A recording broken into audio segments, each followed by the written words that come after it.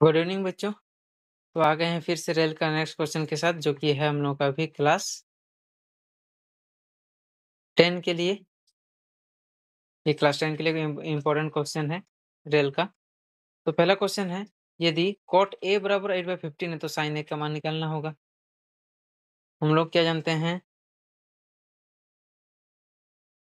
cot a is equal to हो जाएगा हम लोग का 8/15।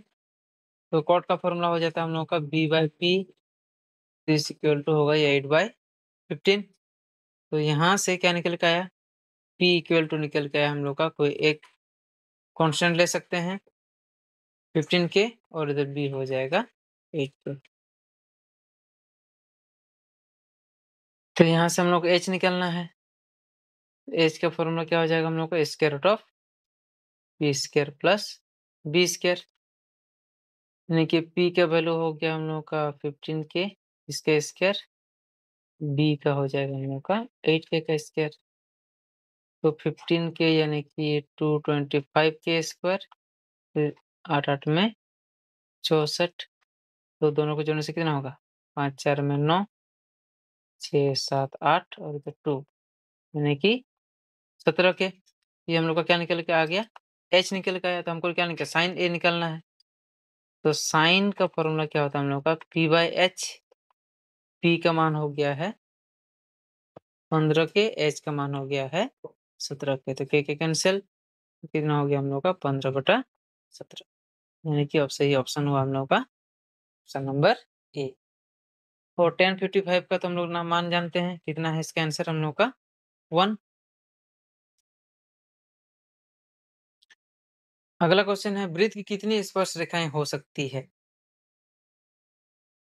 एक वृत्त में एक बार हम लोग कितना स्पर्श रेखा खींच सकते हैं, तो ये कितना खींचा जा सकता है। एक वृत्त अगर है तो हम किधर से भी खींचे, एक बार में हम लोग बस 2 ही स्पर्श रेखा खींच सकते हैं।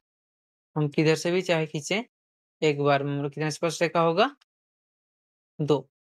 वृत्त की सबसे बड़ी जीवा होती है। देखिए, वृत्त में क्या दो, कोई भी 2 बिंदुओं को मिलाने से हम लोग जीवा बनता है। तो जीवा सबसे ज़्यादा कब लंबा हो जाता है, जब वो व्यास बन जाता है। जब व्यास बन जाता है तब हमारा जीवा सबसे बड़ा लंबा हो जाता है। उसके बाद अर्धज्या अर्धवृत्त का परिमाप।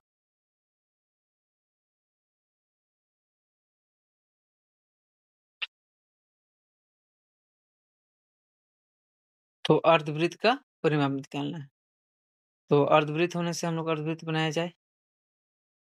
ठीक है, जब वृत्त होता है तो पूरा वृत्त का जो परिमाप होता है वो होता है हम लोग का 2πr। तो अर्धवृत्त का आधा हो जाएगा, यानी कि ये जो बाकी वाला हिस्सा है इधर में, ये सब मिला के कितना होगा हम लोगों का, ये 2 कटा, यानी कि πr। लेकिन यहाँ पर भी तो बीच वाला हिस्सा है ना, ये r 2 बार है, यानी कि πr के साथ क्या होगा, 2r प्लस हो जाएगा। ये हो गया हम लोगों का अर्धवृत्त का परिमाप, यानी कि कौन सा हो गया, ऑप्शन नंबर डी। उसके बाद वृत्त के चतुर्थांश का क्षेत्रफल निकालना है जिसका परिधि 22 सेंटीमीटर दिया गया है। अब क्वेश्चन नंबर 6 बनाते हैं। वृत्त के चतुर्थांश का क्षेत्रफल निकालना है, ठीक है, जिसका परिधि कितना दिया हुआ है, 22 सेंटीमीटर। तो वृत्त का चतुर्थांश का हिस्सा कितना बनेगा हम लोगों का, ये वृत्त है, इसका चतुर्थांश मतलब 1/4 हिस्सा। तो इसके लिए हम लोग को ये त्रिज्या का मान चाहिए। अब तो इसके लिए वृत्त का परिधि कितना दिया हुआ हम लोगों का, वृत्त का परिधि दिया गया है 22 सेंटीमीटर। परिधि का फॉर्मूला क्या है, 2πr, यानी ये हो जाएगा 22। अब 2 पाई का मान हो गया 22/7 इंटू आर, ये हो जाएगा 22। तो आर इक्वल टू कितना होगा, 22 गुना 7/22 गुना 2, ये गुना थे तरह के भागों के। तो 22 कटा, यानी कि आर का मान कितना आया हम लोगों का, 7/2। ठीक है, आर का मान निकला। हमको तो चतुर्थांश का क्षेत्रफल निकालने बोला है, तो चतुर्थांश का क्षेत्रफल कितना हो जाएगा, θ/360 degree into pi r square. Theta का मान हो गया है हम लोग के 90 डिग्री, क्योंकि चतुर्थांश बोला है, चौथाई हिस्सा, तो 90 डिग्री होगा। ये हो जाएगा हम लोग का 360। पाई का वैल्यू 22/7, आर का वैल्यू 7/2, तो 7/2 कितना बार आएगा हम लोग का 2 बार।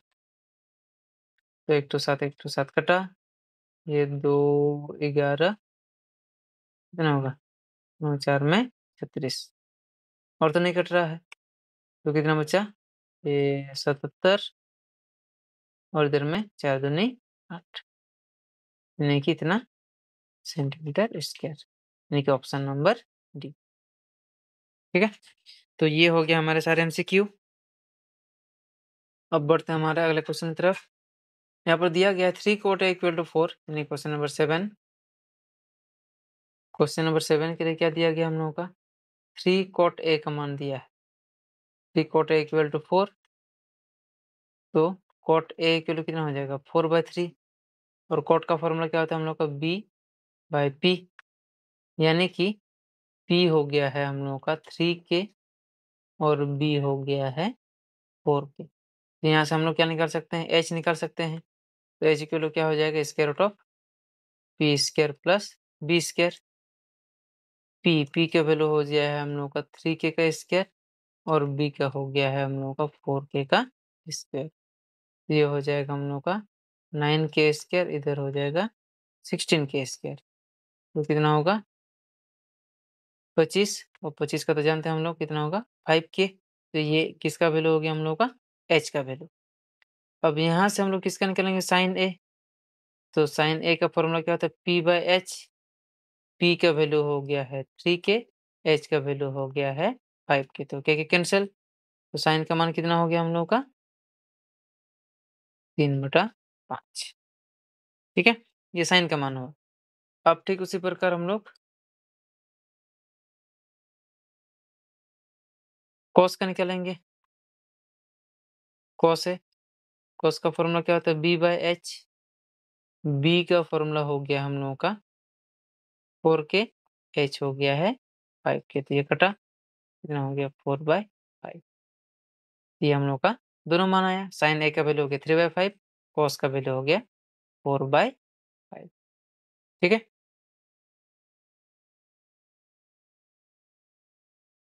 अब बढ़ते हैं क्वेश्चन नंबर 8 की तरफ। 8 में तो हम लोग को सिद्ध करने बोला गया है। तो यहाँ पर किसी वृत्त के व्यास के सिरों पर खींची गई स्पर्शरेखाएं। तो एक वृत्त ले लेते हैं, इस वृत्त का ये व्यास मान लेते हैं, केंद्र को O मान लेते हैं, तो बिंदु है जिससे हम लोग व्यास खींच रहे हैं। ठीक है, अब यहाँ पर स्पर्श रेखा एक होगा इधर से, और इधर से और एक स्पर्श रेखा होगी। तो हमको सिद्ध करके दिखाना है कि ये दोनों रेखाएं आपस में समांतर है। तो यहाँ तो कुछ दिया नहीं गया है, तो मानना पड़ेगा। तो क्या लिखा जाएगा, विशेष प्रतिज्ञा। माना कि O वृत्त का केंद्र है तथा V वृत्त का व्यास है। ठीक है, तो हम लोग को सिद्ध करना है। सिद्ध क्या करना है, दोनों रेखा आपस में समांतर है, तो दोनों रेखा का कुछ नाम दे देते हैं। इसको नाम दे देते हैं MN, और इसको नाम दे देते हैं PQ। तो हमको दोनों रेखा का समांतर सिद्ध करना है, यानी कि MN जो है इसको समांतर सिद्ध करना है किसके, PQ के साथ। चलिए प्रमाण करते हैं, सिद्ध करते हैं कैसे समांतर होगा। तो यहाँ पर हम लोग देख सकते हैं कि केंद्र से स्पर्श रेखा पर रेखा खींचा गया है।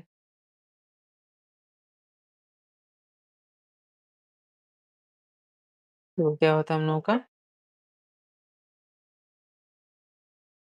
केंद्र से स्पर्श रेखा पर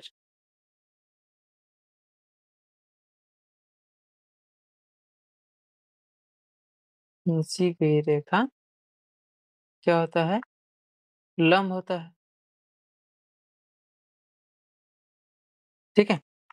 लंब होता है तो इसका मतलब क्या है? OA जो है वो लंब है MN के ऊपर और OB जो है वो लंब है किसके ऊपर? PQ के ऊपर। जब ये लंब हो चुका है, लंब हो जाने से क्या मिलेगा हम लोगों को?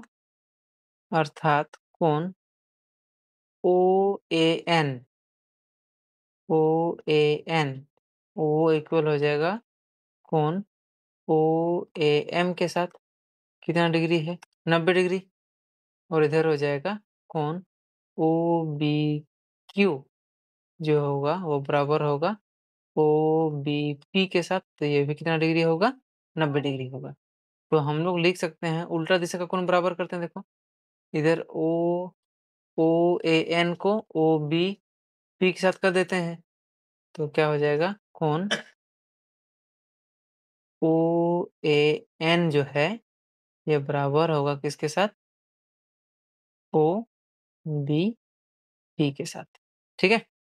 और ठीक उसी प्रकार कोण OAM को बराबर दिखा सकते हैं किसके साथ? OBQ के साथ। लेकिन यहाँ साफ-साफ दिखाई दे रही है तो एकांतर कोण है। तो हम लोग क्या लिख सकते हैं? परंतु ये क्या कोण है हम लोगों का? एकांतर कोण है। और हम लोग जानते हैं कि अगर एकांतर कोण बना है तो कब बना है? जब दोनों रेखा आपस में समांतर होगा। तो हम लोग लिख सकते हैं अर्थात MN जो होगा ये हम लोग का समांतर रहेगा किसके साथ? MN समांतर हो जाएगा किसके साथ? PQ के साथ। एकांतर कोण तभी बनता है जब 2 रेखा जो दिया गया हो वो आपस में समांतर। ठीक है? ये हो गया हम लोग का क्वेश्चन नंबर 8। चलिए बढ़ते हैं क्वेश्चन नंबर 9 की तरफ। अब क्वेश्चन नंबर 9 यहाँ क्या बोला? 2 सकेंद्रीय वृत्तों की त्रिज्या है। सकेंद्रीय यानी कि 2 वृत्त है लेकिन दोनों का तो यहाँ पर हम लोगों का 2 वृत्त है। दोनों का केंद्र एक ही है। बड़े वाले वृत्त का त्रिज्या दिया गया हम लोगों का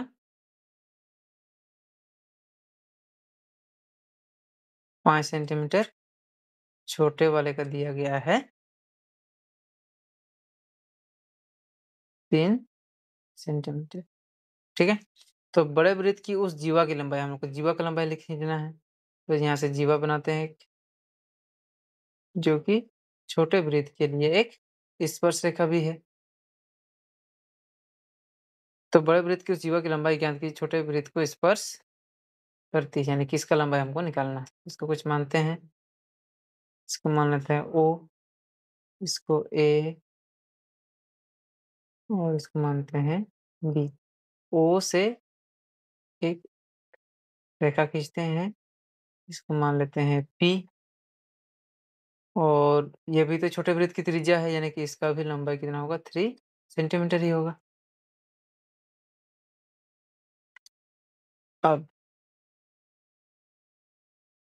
तो चूँकि यहाँ तो हम लोग को सिद्ध करके यानी इसका वैल्यू निकालना है ना, बड़े वृत्त की उस जीवा की लंबाई। जीवा की लंबाई निकालना है, तो क्या लिखेंगे? वृत्त के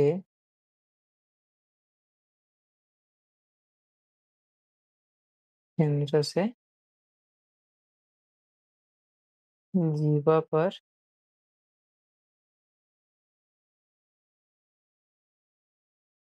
खींची गई रेखा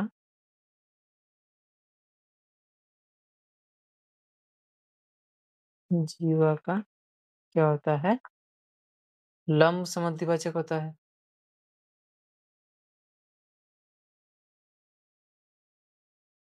लंब समद्विभाजक होता है। इसका मतलब इसको 2 बराबर हिस्से में काटेगा और साथ में यहाँ पर 90 डिग्री भी बनाएगा। तो इसका मतलब हम लिख सकते हैं कोण OPA दिस इक्वल टू कितना है? 90 डिग्री है और AP इक्वल टू BP भी लिख सकते हैं और चाहेंगे तो इसको 2AP भी लिख सकते हैं या फिर 2BP भी लिख सकते हैं।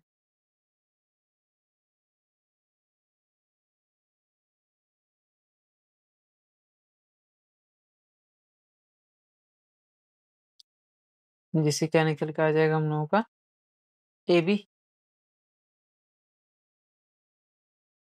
अब हम लोग समकोण त्रिभुज में लेंगे। कौन सा समकोण त्रिभुज? APO से लेंगे। तो यहाँ से पाइथागोरस प्रमेय डालेंगे। पाइथागोरस प्रमेय से पाइथागोरस प्रमेय से क्या मिलेगा हम लोगों को? h square is equal to P square plus B square. तो यहाँ से हमको क्या चाहिए? h भी पता है, p भी पता है, b चाहिए। तो बी स्क्वायर इक्वल टू क्या निकल के आ जाएगा हम लोग का? h square minus B square. अब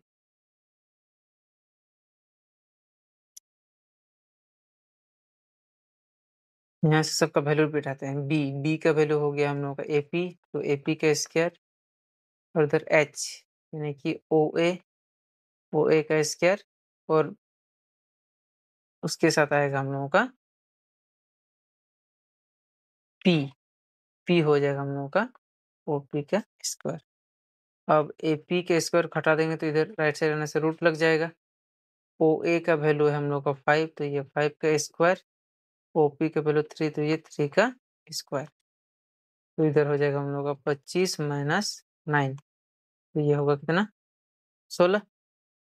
यानी कि AP का वैल्यू हो गया हम लोगों का 16 से आ जाएगा हम लोग का 4 सेंटीमीटर।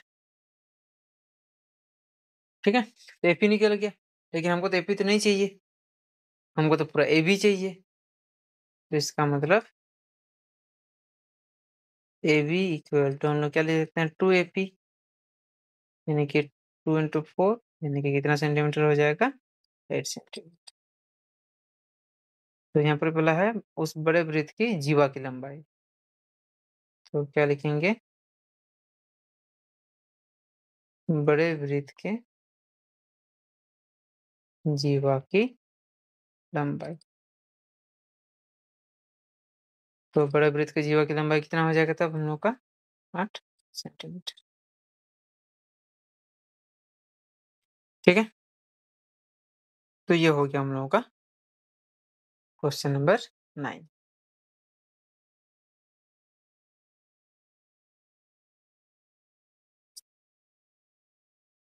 ठीक है, अब चलिए बढ़ते हैं अगले क्वेश्चन तरफ, जो है हम लोग का क्वेश्चन नंबर 10। इसमें क्या है? घड़ी की मिनट की सुई। तो यहाँ पर भी लगभग ये वृत्ताकार पथ में ही रहेगा।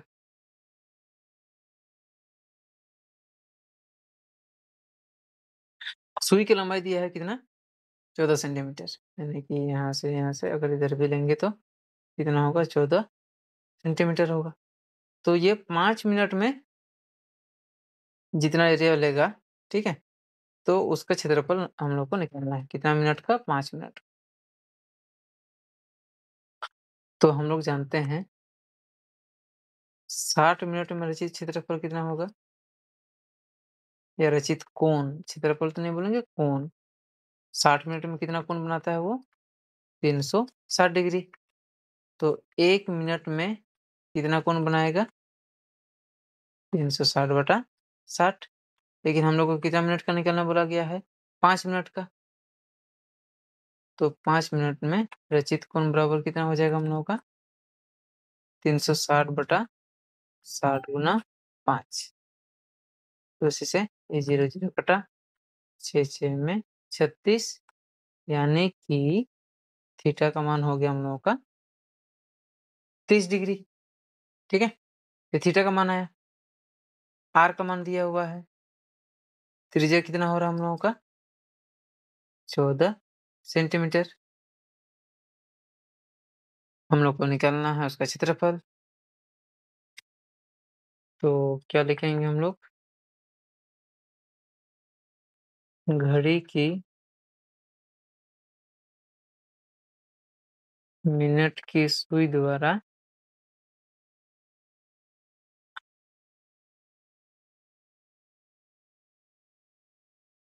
5 मिनट में रचित क्षेत्रफल कितना हो जाएगा हम लोगों का? थीटा बटा 360 degree into pi R square. Theta का वैल्यू हो गया कितना? 30/360। पाई का वैल्यू 22/7। और हम लोग को 2 बार देना पड़ेगा। 14 इंटू 14 होगा। एक 0 कटा, 7 दूनी 14। कितना? 3 1 में 3, ये 12 3 में 36। तो ये कितना? 2 6 में 12, 2 3 में 6, तो 2 7 में 14। और तो नहीं कट रहा है, तो कितना होगा? 7 दूनी 14, 7 दूनी 14, 1 में 15 बटा 3, इतना सेंटीमीटर स्क्वायर। ठीक है, तो ये हो गया हम लोगों का घड़ी की मिनट की सुई तरफ 5 मिनट में रचित हिस्से का क्षेत्रफल।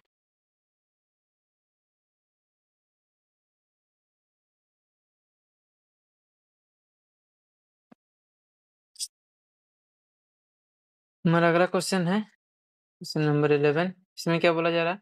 आंधी आने से एक पेड़ टूट जाता है, टूटा हुआ भाग इस तरह मुड़ जाता है कि पेड़ का शिखर जमीन को छूने लगता है।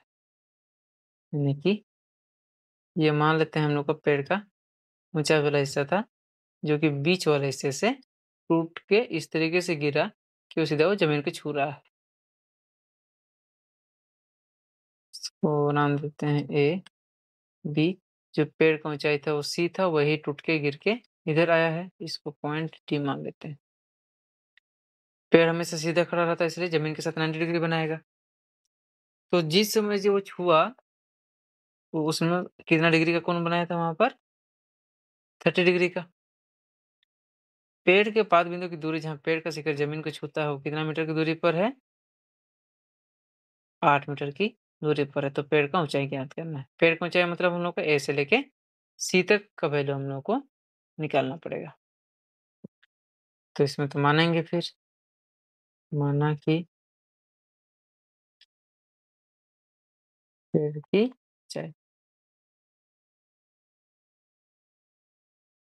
पेड़ की ऊंचाई तो हम लोग को पूरा चाहिए, यानी कि A B plus B C. और यहाँ तो हम लोग देख सकते हैं कि बी सी जो है, बी सी जितना लंबा होगा, बी डी भी उतना ही लंबा होगा। यानी कि हम लोग को बी डी का वैल्यू निकालना है और साथ में ए बी का वैल्यू भी। तो यहाँ से हम लोग उठाएंगे समकोण त्रिभुज बी ए डी से। यहाँ पर हम लोगों को कोण पता है, बी पता है, पी चाहिए, यानी कि टेन लेंगे, क्योंकि टेन थीटा का फॉर्मूला क्या होता है हम लोगों का? P by B. Tan theta यानी कि टेन 30 डिग्री। पी का वैल्यू हो गया हम लोगों का ए बी, और बी का वैल्यू हो गया है हम लोगों का ए डी। इसको डी मान लेते हैं, ए डी। अब टेन 30 का वैल्यू 1/√3। ए बी का वैल्यू तो हमको निकालना है, ए डी का वैल्यू हो गया है 8। तो A B into √3, cross multiplication होगा या वज्र गुणन, इधर कितना हो जाएगा? 8। तो ए बी इक्वल टू हो जाएगा 8/√3। लेकिन हर में होने से तो हम लोगों का अपरिमेय संख्या रहेगा नहीं, तो √3 से ऊपर में, फिर √3 से नीचे में गुना कर देंगे। तो ए बी इक्वल टू निकल के आ जाएगा 8√3/3। ये हो गया हम लोग का ए बी का वैल्यू। लेकिन हमको तो ए बी होने से तो होगा नहीं, हमको बी डी भी चाहिए, यानी कि एच भी चाहिए। तो दोबारा से फिर से हम लोग साइन लेंगे, क्योंकि साइन थीटा का फॉर्मूला क्या होता है? P by H. ये हो जाएगा साइन 30 पी। पी का वैल्यू है हम लोग का ए बी, और एच का वैल्यू हो गया हम लोग का बी डी। साइन 30 का वैल्यू हो गया हम लोग का 1/2। ए बी का वैल्यू हो गया है 8√3। 3 तो नीचे आ जाएगा, और बी डी तो हमको निकालना है। तो क्या होगा फिर? 3 into B D this equal to, ये दोनों इंटू हो जाएगा, तो 2 इंटू 8√3। तो बी डी इक्वल टू 16√3/3। ये बी डी का वैल्यू आया। तो जो हम लोग पेड़ की ऊँचाई को माने थे, उसको लिखेंगे लास्ट में। कितना हो गया तब? पेड़ की ऊँचाई। तो पेड़ की ऊँचाई कितना हो जाएगा हम लोगों का? AB plus BC। AB का वैल्यू हो गया हम लोगों का 8√3/3। अच्छा BC तो होगा नहीं, BD होना चाहिए यहाँ से। BD और BD का वैल्यू हो गया हम लोगों का 16√3/3। तो यहाँ से 8√3/3 को कॉमन ले लेते हैं, तो ये बचेगा 1 प्लस 8 2 16।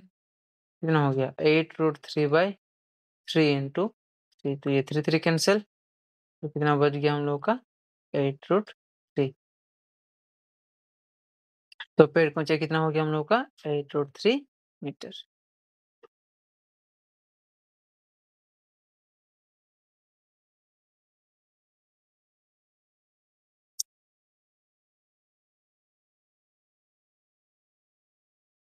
अब चलिए बढ़ते हैं अगला क्वेश्चन की तरफ। अगला क्वेश्चन है, यहाँ दिया गया है, एक त्रिज्या दिया हुआ है, यानी कि अगर हम लोग देखें तो एक वृत्त दिया गया है।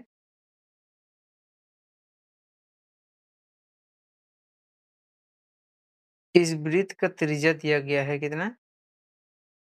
21 सेंटीमीटर। इधर भी 21 सेंटीमीटर होगा।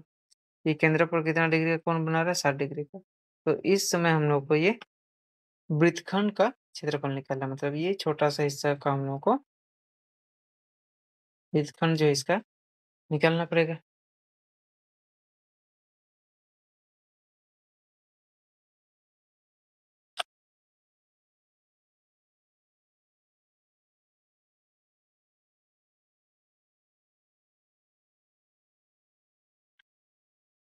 अब हम लोग यहाँ पर देख सकते हैं कि इधर भी हम लोग का, अगर इसका नाम देते हैं OAB, OA बराबर है OB के साथ, यानी कि OA का उल्टा, या बोल सकते हैं उसका सम्मुख दिशा में जो कोण बनेगा वो दोनों भी बराबर होगा, यानी कि ये वाला कोण इसके साथ बराबर होगा।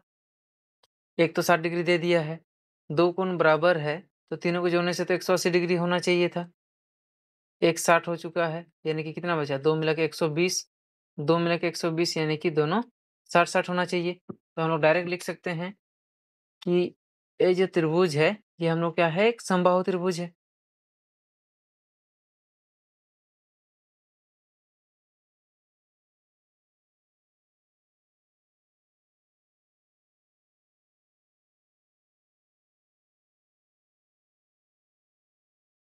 तो समबाहु त्रिभुज के यहाँ पर क्षेत्रफल का फॉर्मूला से इसको हम लोग को निकालना पड़ेगा। तो यहाँ से हम लोगों को त्रिभुज के क्षेत्रफल में से, अगर पूरा वृत्त के क्षेत्रफल में से अगर ये त्रिभुज को हटा देंगे, तो ये वाला हिस्सा हम लोग को निकल जाएगा, ये बीच वाला हिस्सा। तो इसका मतलब हम लोग डायरेक्ट लिख सकेंगे अभी, संगत